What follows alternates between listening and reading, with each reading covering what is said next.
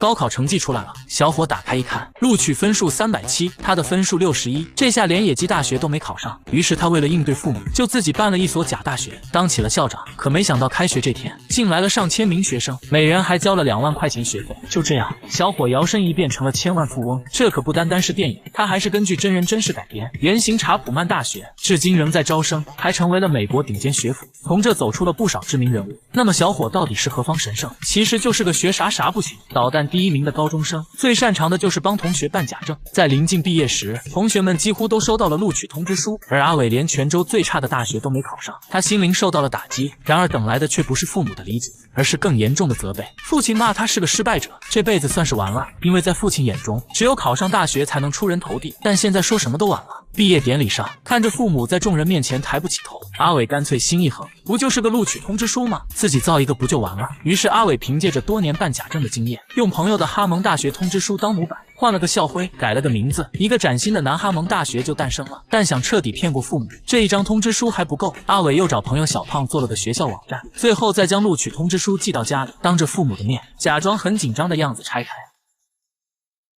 Congratulations, you've been accepted! I got in! Hey, 当父亲问道怎么从没听过这所大学，阿伟便说这是哈蒙大学新开的分校，不信你去官网看看。父亲看到后那叫一个激动，当场就给了他1年的学费，还说开学要亲自送他，顺便再跟校长聊聊。阿伟一听傻眼了，果然撒一个谎就得用100个去圆，但总比让父母失望好。阿伟和几个同样落榜的朋友，特意在哈蒙大学附近租了个废弃疯人院，虽然破烂不堪，但经过几人多天的打扫，再加上装修，别说还真有点大学那味儿。最后他们升起校旗，挂上招牌，南哈蒙大学从这一刻正式成立，现在就差个校长了。刚好小胖的舅舅以前是正牌哈蒙的老师，不过最后因为话多被开除了，但应付家人还是绰绰有余的。到了开学这天，他们找来一堆群演，给每人分好校服，就等着阿伟父母来校参观。一家人提着大包小包来到宿舍一看，环境还不错。接着阿伟带父母找到校长，可谁知老舅的毛病又犯了，满嘴跑火车不说，脏话那是一句接着一句，但好在最后还是说了句正经话。The kids want to go to school. Got a good job with a great starting shot. 听到这里，二人心中的顾虑才算消除，父母这关算是过了。阿伟本想着跟朋友 happy 一下，突然听到外面的吵闹声非常激烈，打开门一看 ，Oh my god！ 阿伟整个人都傻了。他没考上大学，干脆自己开了一个假的，本想着骗骗父母，可没想到开学这天竟然来了上千名学生。更夸张的是，他们还都带了2万块钱学费。阿伟就这样一下子成了千万富翁，他有点接受不了，赶紧问小胖这啥情况。原来当初小胖为了让学校看得更逼真，就在官网上做了个申请按钮，只要点击就可以直接录取。于是这群高考落榜的学生阴差阳错的上了大学。阿伟气疯了，我是让你模仿，没让你超越啊！看着事情愈演愈烈，阿伟把大家叫在一起，准备将真相公之于众。可还没来得及开口，学渣企鹅人先发话了。When I got accepted here, it was the first time my parents ever said they were proud of me. 此话一出，众位学生们也跟着纷纷表态。是啊，望子成龙，望女成凤，不都是所有家长的共同心声吗？他们都认为孩子考个好大学，可以光宗耀祖，日后能有个好工作，但唯独没问过孩子自己的梦想是什么，这也是引起百人共鸣的原因。看着这群和自己一样的同学们，阿伟的心瞬间燃起来了。Shouldn't we all have the chance to be said yes to? At South Harmon, we say yes to you. We say yes to your hopes. We say yes to your dreams.We say yes to your flaws. So welcome. Grab a room, grab a friend, grab yourself. We don't give a shit. Welcome to South Harmon Institute of Technology.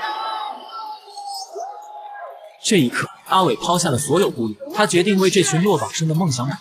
可作为校长，也不能成天看着学生们吃喝玩乐吧。于是阿伟就跑去隔壁正牌哈蒙大学，想看看人家是怎么做的。可当他看到那传统的教学模式，还有一个个如同机器为了学习而学习的学生们，阿伟知道这些用在他们身上肯定行不通。他决定独创一套属于自己的教学模式。在经过几天对学生们的观察，他发现每个人的兴趣爱好都不同。于是阿伟弄了一块大黑板，让学生们把想学的全写在上面。就这样，课程表五花八门的诞生了。阿伟用收到的学费帮他们买好设备，很快就到了上课环节，有学烹饪的、唱歌的、雕塑的、滑板的、泡妞的，还有什么也不想干的。干脆坐地上冥想。在这里各种专业那是应有尽有，简直堪称美国黄翔学院。但这里没有老师，因为兴趣就是最好的老师。时间一天天过去，学生们也都学有所成，那菜做的是越来越好吃。他们还办了服装展，开了演唱会，冥想课也让一名多动症患者静下了心，就连神神叨叨的老舅也有了更多的倾听者。然而这种新颖的教学模式把隔壁哈蒙大学的学生都吸引了过来，弄得他们的学生会冷冷清清。得知此事的校长怒火中烧，势必要将阿伟的假大学彻底清除。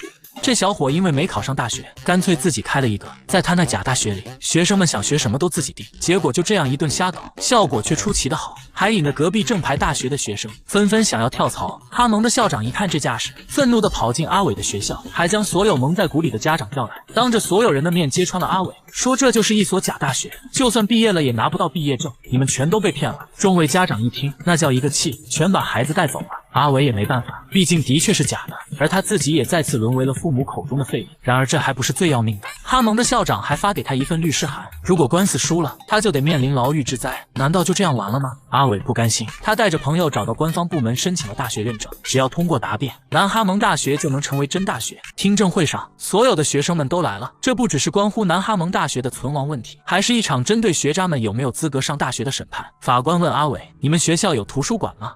No, we don't. 有医疗中心吗？ No. 那课程表呢？ Oh, yeah, absolutely. Sunshine. 阿伟让同伴推出了学生们曾经写下的心愿墙，看着那五花八门的课程，哈蒙校长当即发出嘲笑，他认为这些毫无学术价值，最后轻蔑地说了一句：“你们有老师吗？谁教你们这些？”学生们全都站了起来，他们自己就是老师，但在法律面前，老师得有资格证，显然他们不具备这一条件。现在情况十分不妙，再加上哈蒙校长一直冷嘲热讽，阿伟再也坐不住了，他质问所有人：学习的目的是什么？难道就为了一纸文凭，为了好的工作、高的薪水而抛弃自己的梦想？是啊，教育的真正目的不就是为了能让孩子们发掘更多的可能，创造更美好的人生吗？阿伟最后问法官：“你的梦想是什么？”法官回答不上来。 So you can go ahead, sign your, reject us, shoot us down, and do whatever you got to do. It doesn't really matter at this point because we'll never stop learning, and we'll never stop growing, and we'll never forget the ideals that were instilled in us at our place because we are shitheads now and we'll be shitheads forever.